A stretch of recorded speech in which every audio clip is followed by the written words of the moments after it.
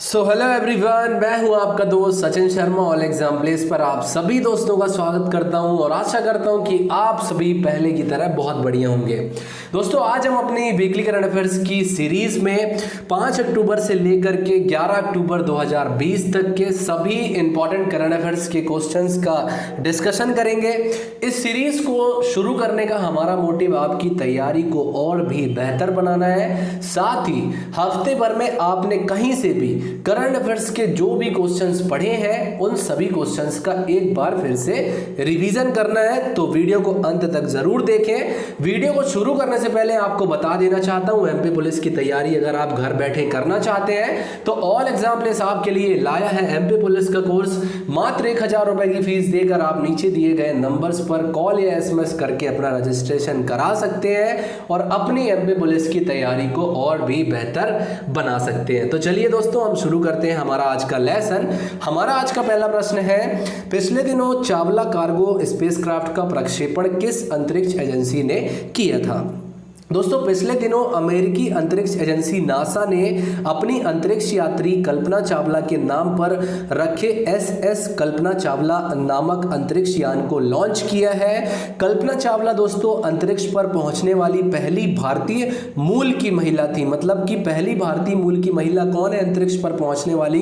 तो वो है कल्पना चावला। वर्ष 2003 में जब ये अंतरिक्ष से धरती पर वापस लौट रही थी तो कोलंबिया स्पेस शटल जिस पर ये सवार थी, इनके साथ में जितने भी क्रू मेंबर्स थे उन सभी क्रू मेंबर्स का एक दुर्घटना के चलते सभी की मौत हो गई थी। दोस्तों, नासा की बात करें दोस्तों तो नासा का पूरा नाम है national aeronautics and space administration. वर्ष 1958 में नासा की स्थापना हुई थी। 1958 में ही हमारा डीआरडीओ भी इस्टेब्लिश्ड हुआ था। तो इसी से रिलेट करके आप इसको याद कर लीजिए। नासा का हेडक्वार्टर कहाँ है? तो नासा का हेडक्वार्टर आपको मिलेगा दोस्तों वाशिंगटन डीसी में। और नासा के प्रशासक यानी एडमिनिस्ट्रेटर कौन है? तो ये है जिम ब्रैंडस्टाइन। तो ये सारी इंफॉर्मेशन हमें याद रखनी है। प्रश्न में हमसे पूछा है चावला कार्गो स्पेसक्राफ्ट का प्रक्षेपण किस अंतरिक्ष एजेंसी ने किया है? तो ये किया है सी, नासा ने। अगला प्रश्न है दोस्तों हमारा, discovering the heritage of Assam पुस्तक के लेखक कौन है? दोस्तों, पिछले दिनों केंद्रीय उत्तर पूर्व क्षेत्र विकास राज्य मंत्री डॉक्टर जितेंद्र सिंह ने discovering the heritage of Assam शीर्षक से एक कॉफी टेबल पुस्तक का विमोचन किया था।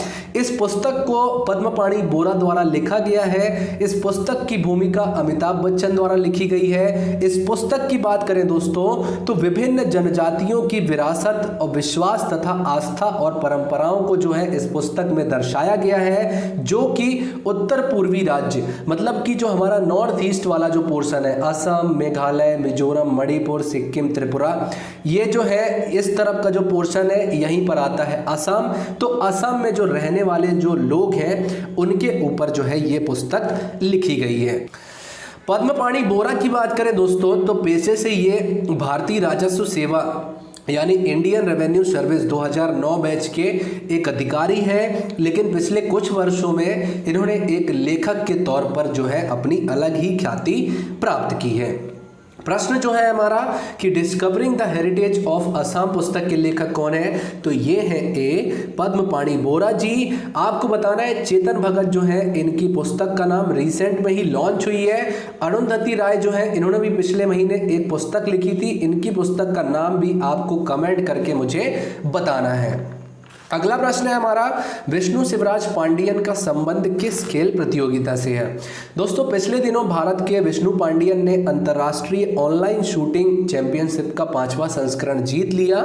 इन्होंने 10 मीटर एयर राइफल प्रतियोगिता जीती है। ISSF जिसका पूरा नाम होता है इंटरनेशनल शूटिंग स्पोर्ट फेडरेशन, इसकी बात करें स्थापना की तो इसकी स्थापना हुई थी 1907 में। और इसका हेडक्वार्टर कहाँ है दोस्तों? तो इसका हेडक्वार्टर आपको मिलेगा म्यूनिक, जर्मनी में। तो हमारा जो प्रश्न है कि विष्णु शिवराज पांडियन का संबंध किस खेल प्रतियोगिता से है? तो इनका संबंध है डी, शूटिंग से। अगला प्रश्न है हमारा, शौर्य मिसाइल का सफल परीक्षण किस स्थान से किया गया है? दोस्तों, पिछले दिनों रक्षा अनुसंधान और विकास संगठन यानी जो हमारा DRDO है इसने ओडिशा के बालासोर से सतह तक मार करने वाली, ये जो सतह से सतह है ना दोस्तों, इसको याद रखिएगा, क्योंकि कई बार हमारे एग्जाम्स में ये पूछ लिया जाता है कि ये पर्टिकुलर मिसाइल जो है इसकी मारक क्षमता जो है ये कितनी होती है, या किस रेंज में ये मारक क्षमता होती है इसकी, मतलब ये सतह से हवा की ओर मार करती है कि हवा से सतह की ओर मार करती है, या सतह से सतह पर मार करती है।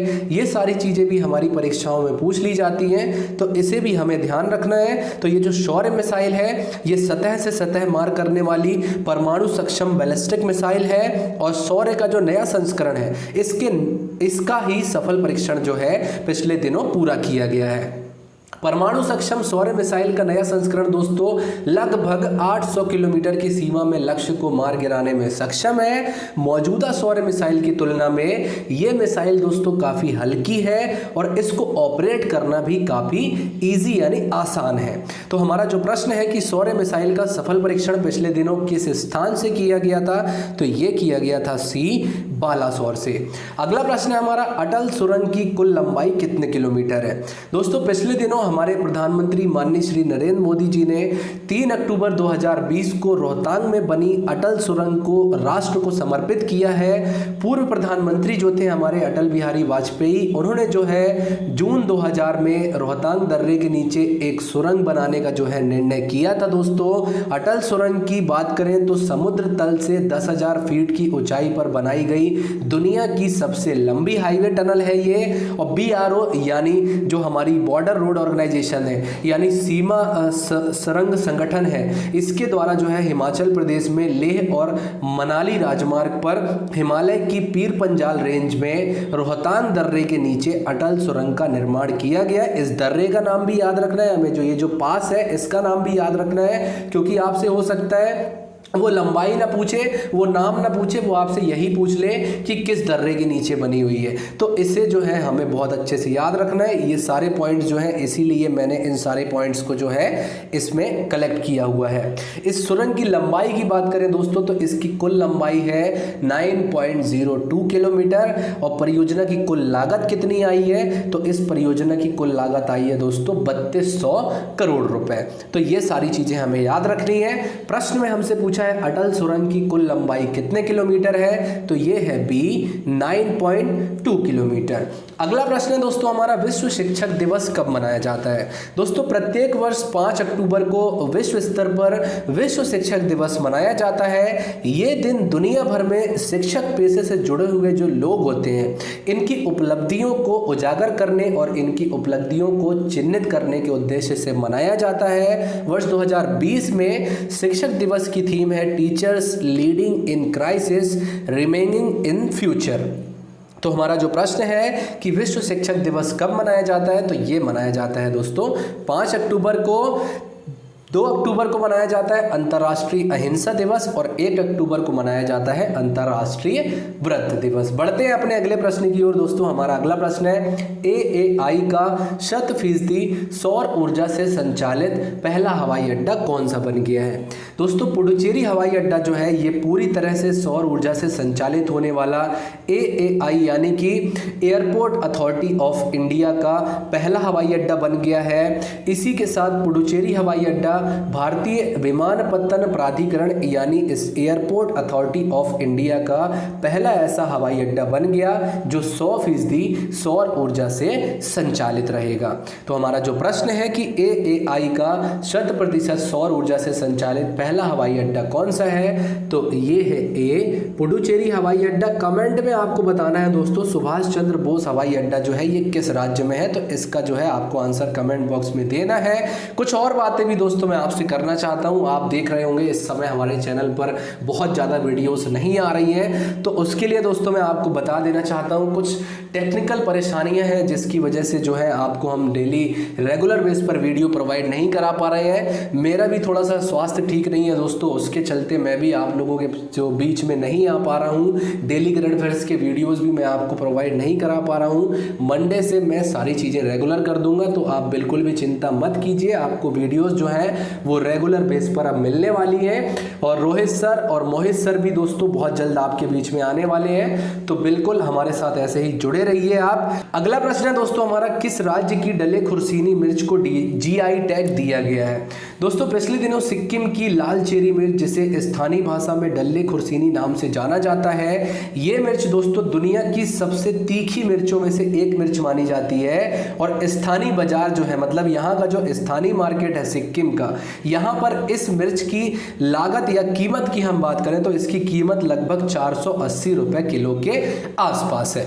GI टैग यानी कि जियोग्राफिकल इंडिकेशन टैग, जिसे हिंदी में भौगोलिक संकेतक कहा जाता है दोस्तों, किसी क्षेत्र विशेष में उत्पादित की जाने वाली किसी प्रसिद्ध वस्तुओं को प्रदान की जाती है। मध्य प्रदेश के एस्पेक्ट में बात करें दोस्तों तो झाबुआ का जो कड़कनाथ मुर्गा है और हमारे यहाँ जो अशोकनगर में चंदेरी है, यहाँ पर जो बनने वाली साड़ियाँ हैं, इनको GI टैग मिला हुआ है। दोस्तों GI टैग अगर हम बात करें बेसिकली तो GI टैग उन वस्तुओं या उन उत्पादों को दिया जाता है जो किसी क्षेत्र विशेष में उत्पादित की जाती है। जैसे आपने दार्जिलिंग की चाय का नाम बहुत सुना होगा।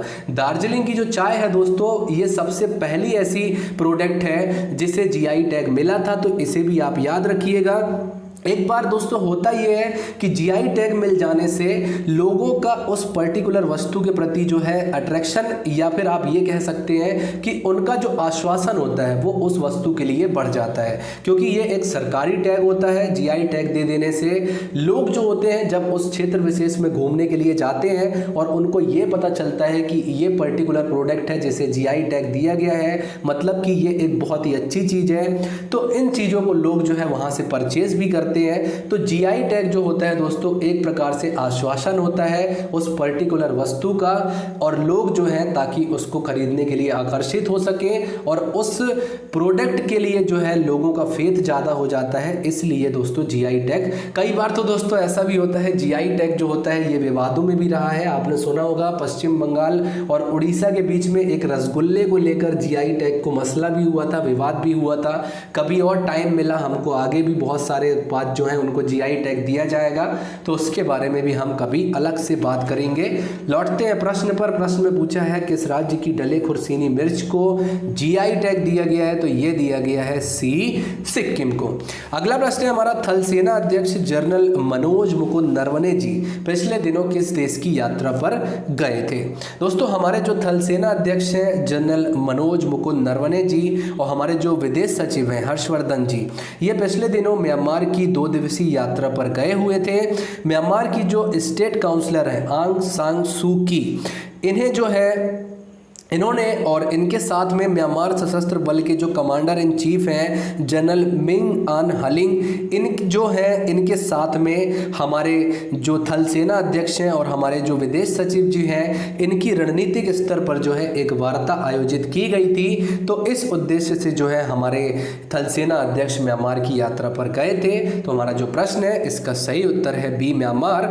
कई बार दोस्तों हमारे साथ परीक्षाओं में ये भी प्रश्न पूछ लिया जाता है कि इस माह में, जैसे आपसे क्वेश्चन में यही पूछ लिया जाएगा कि अक्टूबर 2020 में थल सेना अध्यक्ष मनोज मुकुंद नरवणे जी किस देश की यात्रा पर गए थे, तो इस प्रकार के प्रश्न भी हमारी परीक्षाओं में पूछे जाते हैं। तो इन सब चीजों को भी हमें याद रखना है। अगला प्रश्न है हमारा, इनमें से कौन सा देश नवंबर 2020 में पहला एस्टेरॉयड माइनिंग रोबोट भेजने वाला है? दोस्तों पिछले दिनों चीन की बीजिंग स्थित कंपनी ने अंतरिक्ष में संसाधन यानी रिसोर्सेज जो होते हैं इनकी पहचान करने के लिए और नई खोजें करने के लिए ऐसा कहा है कि ये नवंबर 2020 में दुनिया के पहले माइनिंग एस्टेरॉयड रोबोट जो है इसको अंतरिक्ष में भेजने वाले हैं। इस माइनिंग रोबोट को दोस्तों चीनी लॉन्ग मार्च सीरीज के रॉकेट से प्रक्षेपित किया जाएगा। तो ये सारी चीज़ें भी याद रखना, क्योंकि अभी जब ये लॉन्च किया जाएगा तब भी ये चर्चा में आएगा, तब भी जो है हम इसका डिस्कशन करेंगे। इसका नाम याद रखिएगा, किस देश ने भेजा है इस देश का नाम याद रखिएगा, क्योंकि देश का नाम ही हो सकता है हमसे पूछे परीक्षाओं में। तो हमारा जो प्रश्न है कि नवंबर 2020 में पहला एस्टेरॉयड माइनिंग रोबोट जो है ये कौन सा देश भेजने वाला है? ये भेजेगा चीन। अगला प्रश्न है हमारा, वर्ष 2020 के फिजिक्स के नोबेल पुरस्कार से किसे सम्मानित नहीं किया जाएगा? दोस्तों वर्ष 2020 के फिजिक्स के नोबेल प्राइज जो है इसे 2 पार्ट में डिवाइड किया गया है। आधा पुरस्कार रोजर पेनरोज को इनकी black hole formation is a robust prediction of the general theory of relativity, जिसे हिंदी में कहा जाता है ब्लैक होल की उत्पत्ति सापेक्षता के सामान्य सिद्धांत। इसका मजबूत पूर्वानुमान खोजने के लिए जो है आधा पुरस्कार रोजर पेनरोज को दिया जाएगा, जबकि 2020 के फिजिक्स का नोबेल पुरस्कार जो है इसका आधा भाग 2 लोगों को दिया जाएगा। किस चीज के लिए दिया जाएगा? तो हमारी जो गैलेक्सी है दोस्तों, इसके केंद्र की खोज के लिए रेनहार्ड गेंजल और एंड्रिया घेंज जो है इन्हें संयुक्त रूप से जो है ये पुरस्कार दिया जाएगा। दोस्तों फिजिक्स का नोबेल पुरस्कार कौन देता है? तो royal academy of sciences Stockholm Sweden द्वारा ये प्रदान किया जाता है। प्रश्न में हमसे पूछा है वर्ष 2020 के फिजिक्स के नोबेल पुरस्कार से किसे सम्मानित नहीं किया जाएगा? तो रोजर पेनरोज इन्हें किया जाएगा, ये ब्रिटेन के हैं। रेनहार्ड गेंजल इन्हें भी किया जाएगा, ये जर्मनी के हैं। एंड्रिया घेंज जो है इन्हें भी किया जाएगा, ये अमेरिका के हैं। माइकल क्रेमर जो हैं इन्हें ये पुरस्कार से सम्मानित नहीं किया जाएगा। तो हमारा सही उत्तर है डी, माइकल क्रेमर। अगला प्रश्न है हमारा, बोंगो सागर भारत और किस देश के मध्य आयोजित होने वाला सैन्य अभ्यास है? दोस्तों भारत और बांग्लादेश की नौसेना के बीच बोंगो सागर द्विपक्षीय नौसैनिक अभ्यास का जो संस्करण है, दूसरा संस्करण, ये पिछले दिनों जो है बंगाल की खाड़ी में आयोजित किया गया है। और इस युद्धाभ्यास में भारत और बांग्लादेश की नौसेना के जहाज़ों, हेलीकॉप्टरों को जो है इसमें शामिल किया गया है। और दोस्तों आपको कमेंट बॉक्स में ये बताना है कि बांग्लादेश के साथ हमारा और किस नाम से जो है हम युद्धाभ्यास आयोजित करते हैं। और ऑस्ट्रेलिया और जापान के साथ भी हमने पिछले महीने जो है कुछ मिलिट्री एक्सरसाइज की हुई है। उन मिलिट्री एक्सरसाइज का नाम आपको कमेंट बॉक्स में बताना है। तो हमारा जो प्रश्न है कि बोंगो सागर भारत और किस देश के मध्य आयोजित होने वाला सैन्य अभ्यास है, तो ये है सी, बांग्लादेश। अगला प्रश्न है दोस्तों हमारा, विश्व कपास दिवस कब मनाया जाता है? दोस्तों 2019 के बाद से 7 अक्टूबर को विश्व स्तर पर वर्ल्ड कॉटन डे यानी विश्व कपास दिवस मनाया जाता है। इस दिन को मनाने का उद्देश्य कपास के फायदे के बारे में बताना है। कपास जो है दोस्तों इसे नेचुरल फाइबर भी कहा जाता है। और अक्टूबर 2019 में जेनेवा में विश्व व्यापार संगठन यानी कि वर्ल्ड ट्रेड ऑर्गेनाइजेशन द्वारा इस दिन को मनाए जाने की घोषणा की गई थी। WTO एक बहुत ही इंपॉर्टेंट ऑर्गेनाइजेशन है, इसका फुल फॉर्म होता है वर्ल्ड ट्रेड ऑर्गेनाइजेशन, हिंदी में इसे विश्व व्यापार संगठन कहते हैं। इसकी स्थापना कब हुई थी? ये ईयर भी पूछा हुआ है परीक्षाओं में, तो याद रखिएगा 1 जनवरी 1995 को इसकी स्थापना की गई थी। और WTO के महानिदेशक यानी डायरेक्टर जनरल कौन है? तो ये है रॉबर्टो अर्जेविडो। तो इनका नाम भी हमें याद रखना है। प्रश्न में हमसे पूछा है विश्व कपास दिवस कब मनाया जाता है? ये मनाया जाता है बी, 7 अक्टूबर को। अगला प्रश्न है हमारा, वर्ष 2020 के केमिस्ट्री के नोबेल पुरस्कार से किसे सम्मानित किया जाएगा? दोस्तों वर्ष 2020 के रसायन यानी केमिस्ट्री के नोबेल पुरस्कारों से इमैनुअल चार्पियर और जेनिफर ए डोडोना को सम्मानित किया जाएगा। इन्हें यह पुरस्कार दोस्तों जीनोम एडिटिंग की नई पद्धति को खोजने के लिए दिया जाएगा। केमिस्ट्री के नोबेल पुरस्कार royal academy of sciences Stockholm Sweden द्वारा दिए जाते हैं। ये क्वेश्चन भी परीक्षाओं में पूछा गया है, तो इन सभी चीज़ों को हमें याद रखना है। प्रश्न में हमसे पूछा है कि वर्ष 2020 के केमिस्ट्री के नोबेल पुरस्कार से किसे सम्मानित किया जाएगा? तो इमैनुअल चार्पियर जो फ्रांस से हैं, जेनिफर ए डोडोना जो यूएसए से हैं, उपयुक्त दोनों को ही इस सम्मान से सम्मानित किया जाएगा। अगला प्रश्न है हमारा, सितवें बंदरगाह किस देश में है? दोस्तों हमारा देश भारत और म्यांमार वर्ष 2021 की पहली तिमाही तक, मतलब कि जो वर्ष 2021 हमारा शुरू होगा जनवरी, फरवरी और मार्च, इसके बीच में जो है म्यांमार के रखाइन प्रांत में बनाए जा रहे सितवें बंदरगाह को चालू करने की दिशा में काम कर रहे हैं। कि मतलब जो 2021 की पहली तिमाही होगी उसमें हम इस बंदरगाह से जो है काम लेना शुरू कर दें, इस योजना पर कार्य किया जा रहा है। सितवें बंदरगाह दोस्तों Kaladan multi modal transit transport परियोजना का हिस्सा है। Kaladan multi modal transit transport परियोजना क्या होती है? अगर इसके बारे में आप जानना चाहते हैं तो नीचे कमेंट बॉक्स में मुझे कह सकते हैं, सेपरेट वीडियो में इस पर भी बना दूंगा। इसके बाद क्या होगा दोस्तों, दक्षिण पूर्व एशिया का प्रवेश द्वार जो है इसके रूप में भी इस बंदरगाह को देखा जा रहा है। सितवें बंदरगाह 2016 में बंगाल की खाड़ी में म्यांमार के रखाइन प्रांत की राजधानी सितवे में भारत द्वारा निर्मित निर्मित गहरे पानी का एक बंदरगाह है। ये बंदरगाह भारत के पूर्वोत्तर क्षेत्र को बंगाल की खाड़ी के साथ, मतलब हमारा जो मिजोरम हो गया, इसको जो है बंगाल की खाड़ी के साथ में जोड़ेगा। तो हमारा जो प्रश्न है कि सितवे बंदरगाह किस देश में है, तो ये है सी, म्यांमार में। अगला प्रश्न है हमारा, क्वाड देशों के विदेश मंत्रियों की बैठक का आयोजन किस स्थान पर किया गया। पिछले दिनों दोस्तों टोक्यो में क्वाड कंट्रीज के विदेश मंत्रियों की बैठक का आयोजन किया गया था। सभी 4 क्वाड देश, भारत, अमेरिका, जापान और ऑस्ट्रेलिया के जो विदेश मंत्री हैं, इन्होंने इस बैठक में हिस्सा लिया। कोरोना वायरस महामारी के दौरान जो free and open Indo Pacific जो रीजन है, इस पर इनके द्वारा विचार विमर्श किया गया है। ये क्वाड के विदेश मंत्रियों की दूसरी बैठक है दोस्तों। पहली बैठक का आयोजन वर्ष 2019 में किया गया था। क्वाड को क्वाड्रिलेटरल सिक्योरिटी डायलॉग के नाम से जाना जाता है। क्वाड क्या होता है, इसके बारे में मैंने सारी बातें जो है अपने 8 अक्टूबर 2020 का जो मेरा डेली करंट अफेयर्स का वीडियो है उसमें डिस्कस की हुई है। अगर आप क्वाड के बारे में जानना चाहते हैं, क्योंकि ये बहुत ही ज़्यादा इंपॉर्टेंट ऑर्गेनाइजेशन है, ये बहुत ही एक लंबी और प्रक्रिया है, इसके तहत ये बनी थी, बहुत सारी चीज़ें इसमें हुई थी दोस्तों। इस वीडियो में, क्योंकि हमारा ये वीकली करंट अफेयर्स का वीडियो है, हम यहाँ पर रिवीजन करने के लिए आए हैं, तो आपसे मैं यही बोलूँगा कि मेरे जो पुराने स्टूडेंट हैं उनके लिए तो मुझे कोई दिक्कत नहीं है, क्योंकि वो रेगुलर बेस पर मेरे वीडियोस डेली करंट अफेयर्स के फॉलो करते हैं, तो उनको देखने की ज़रूरत नहीं है। अगर आप नए स्टूडेंट हैं तो मैं आपसे यही कहना चाहूँगा कि अगर आप क्वाड कंट्रीज़ के बारे में जानना चाहते हैं तो 8 अक्टूबर का जो मेरी डेली करंट अफेयर्स की वीडियो है उसे जा करके देख लें। बहुत सारे डाउट जो हैं आपके उसमें क्लियर हो जाएंगे। सारी चीज़ें मैंने उसमें सब क्लियर कर दी हैं कि क्वाड क्या होता है। तो हमारा जो प्रश्न है कि क्वाड देशों के विदेश मंत्रियों की बैठक का आयोजन किस स्थान पर किया गया, ये किया गया है सी, टोक्यो में। अगला प्रश्न है हमारा, दिनेश कुमार खारा को किस बैंक का नया चेयरमैन नियुक्त किया गया।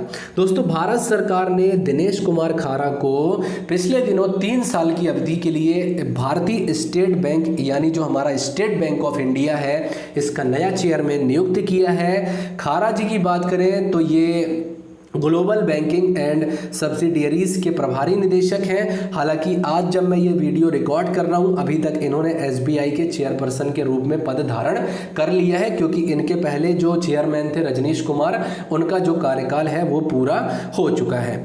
अच्छा, आप ये सोचिए कि ये जो स्टेट बैंक ऑफ इंडिया होती है या फिर जो बैंक होते हैं, इनके चेयरपर्सन की नियुक्ति कौन करता है, तो इनकी नियुक्ति करता है दोस्तों BBB, यानी कि बैंक बोर्ड ब्यूरो।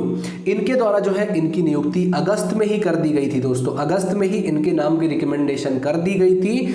तो बैंक बोर्ड ब्यूरो जो होता है, इसके द्वारा इनकी नियुक्ति की जाती है। तो हमारा जो प्रश्न है कि दिनेश कुमार खारा को किस बैंक का नया चेयरमैन नियुक्त किया गया है, तो ये किया गया D, SBI का। अगला प्रश्न है हमारा, वर्ष 2020 के साहित्य के नोबेल पुरस्कार से किसे सम्मानित किया गया है। दोस्तों वर्ष 2020 का साहित्य का नोबेल पुरस्कार अमेरिकी कवयित्री लुइस ग्लूक को दिया गया है। लुइस ग्लूक की बात करें तो उनकी बेमिसाल काव्यात्मक आवाज के लिए यह सम्मान इनको दिया गया है। लुइस ग्लूक अमेरिका की हैं दोस्तों। वर्तमान में ये अमेरिका की येल यूनिवर्सिटी में अंग्रेजी की प्रोफेसर है। लुइस ग्लूक का जन्म 1943 में अमेरिका के न्यूयॉर्क में हुआ था। नोबेल पुरस्कारों की दोस्तों शुरुआत हुई 1901 में, और 2 बार साहित्य का नोबेल पुरस्कार जो है ये स्थगित हो चुका है। क्वेश्चन आपसे ये भी पूछ सकता है कि इनमें से किस वर्ष साहित्य का नोबेल पुरस्कार नहीं दिया गया, तो जो मैं आगे बताना वाला हूं ईयर, इन ईयर्स को भी आप कहीं पर नोट डाउन कर लीजिए या याद कर लीजिए। ये क्वेश्चन डेफिनेटली किसी न किसी परीक्षा में पूछा जाएगा। तो दोस्तों 1943 में नहीं दिया गया।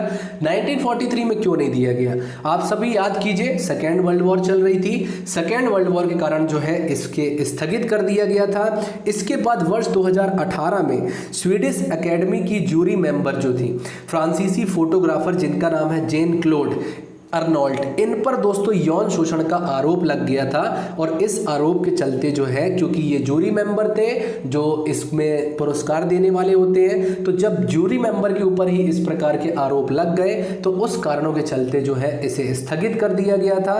तो 2 साल नहीं दिए गए, एक 1943 में नहीं दिए गए साहित्य के नोबेल पुरस्कार और दूसरा 2018 में। ये दोनों ईयर हमें याद रखनी है। तो हमारा जो प्रश्न है कि वर्ष 2020 के साहित्य के नोबेल पुरस्कार से किसे सम्मानित किया गया है, तो ये किया गया है लुईस ग्लूक को। अगला प्रश्न है हमारा, जे वेंकटरमू को किस बैंक का एमडी एंड सीईओ नामित किया गया है। दोस्तों पिछले दिनों जे वेंकटरमू को India post payment bank IPPB का नया प्रबंध निदेशक यानी कि मैनेजिंग डायरेक्टर और मुख्य कार्यकारी अधिकारी यानी कि सीईओ चीफ एग्जीक्यूटिव ऑफिसर नियुक्त किया गया है। ये किसका स्थान लेने वाले हैं दोस्तों, तो ये सुरेश सेठी का स्थान लेंगे। अगले 3 साल की अवधि के लिए इन्हें IPPB का MD एंड CEO नियुक्त किया गया है। इंडिया पोस्ट पेमेंट बैंक की बात करें दोस्तों, तो इसका हेडक्वार्टर आपको मिलेगा नई दिल्ली में। 2018 में हमारे जो प्रधानमंत्री हैं माननीय श्री नरेंद्र मोदी जी, इनके द्वारा IPPB यानी इंडिया पोस्ट पेमेंट बैंक को लॉन्च किया गया था। तो हमारा जो प्रश्न है कि जे वेंकटरमू को किस बैंक का MD एंड CEO नामित किया गया है, तो ये किया गया है C India post payment bank.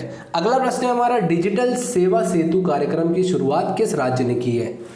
दोस्तों गुजरात की सरकार ने राज्य के ग्रामीण क्षेत्रों में सार्वजनिक कल्याण करने की दिशा में और टेक्नोलॉजी को बढ़ाने के लिए डिजिटल सेवा सेतु प्रोग्राम शुरू किया है। अब ये क्या है डिजिटल सेवा सेतु प्रोग्राम, तो इस प्रोग्राम की शुरुआत की गई है भारत नेट परियोजना के तहत। भारत नेट परियोजना क्या होती है, इसके बारे में भी जानना चाहते हैं तो कमेंट कीजिए, मैं वीडियो बनाऊंगा।